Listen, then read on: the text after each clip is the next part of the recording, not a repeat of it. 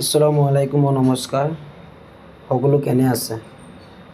আমি আজি নগাঁৱৰ পৰা গুৱাহাটী সোণাপুৰলৈকে ওলাইছিলোঁ। প্ৰায় 1000 বাইক একলগত ওলাইছিলোঁ, কিন্তু মোৰ বাইকটো কিবা এটা প্ৰব্লেম দেখাইছিলে, সেইটো কাৰণে আমি অলপ থিয় হৈ গৈছিলোঁ।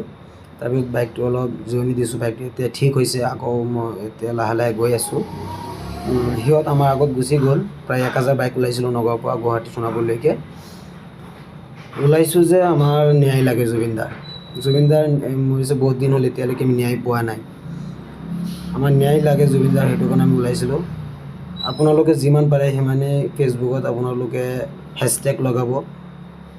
হেছটেগ লগাই যিমান পাৰে সিমানেই হেছটেগ লগাব।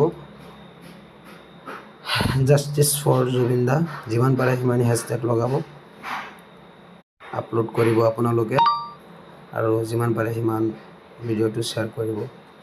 আমাৰ জুবিনদাৰ ন্যায় লাগিবই।